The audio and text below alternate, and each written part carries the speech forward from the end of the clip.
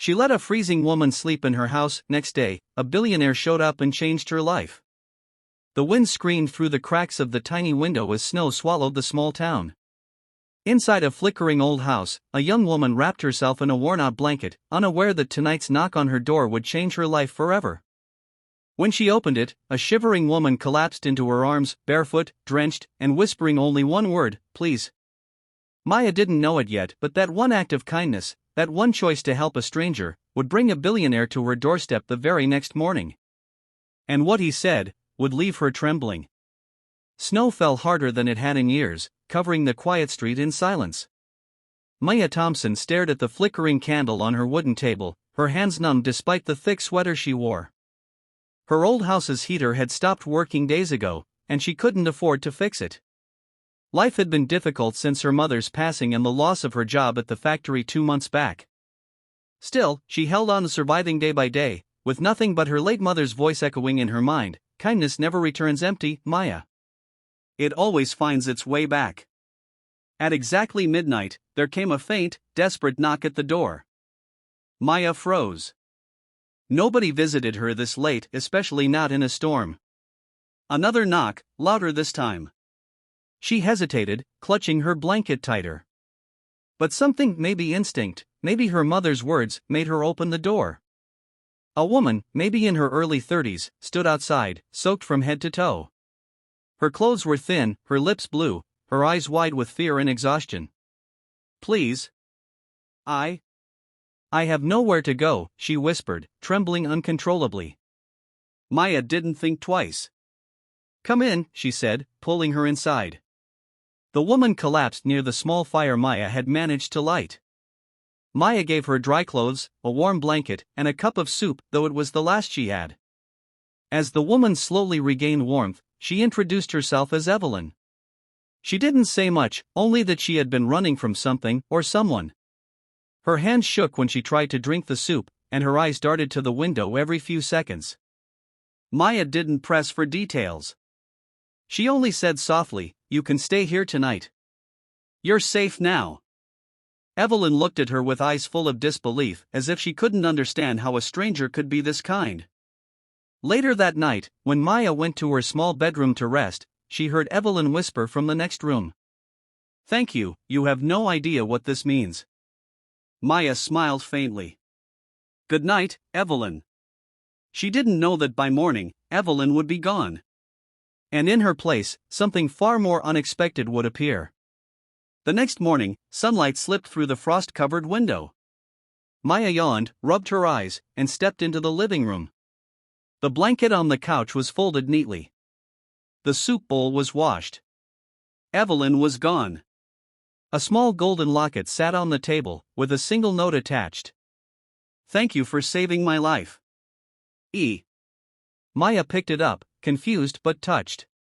She placed it carefully beside her mother's photo, thinking maybe Evelyn would return someday. But before she could even sip her morning tea, a black car, sleek, expensive, utterly out of place, stopped outside her house. 2 men in suits stepped out, followed by another, tall, in a dark coat, his presence commanding. His eyes searched the surroundings, sharp and restless. Maya's heart raced as he approached the door and knocked. "Miss Maya Thompson?" "Yes," she replied cautiously. "I'm Adrian Blackwell," he said, his deep voice carrying both authority and urgency. "May I come in?" "It's about Evelyn." Maya's breath caught. "Evelyn? Is she okay?" Adrian's eyes softened slightly. "She's safe. Because of you." He stepped inside, looking around the small home, the peeling wallpaper, the patched curtains, the flickering fire. His expression grew unreadable. "She's my sister," he finally said. "She disappeared 2 days ago after escaping from people trying to use her for ransom. I've been searching for her non-stop. She told me everything before I came here, how you saved her life, how you didn't even ask who she was." Maya was speechless. She had never imagined the quiet, frightened woman she sheltered was the sister of a billionaire. Adrian continued, "Evelyn said you gave her warmth when the world turned cold. She said you're the reason she's alive." Tears filled Maya's eyes. couldn't leave her out there in that storm. Adrian took out a small envelope and handed it to her. "This is a token of gratitude. But I'm afraid it's not enough."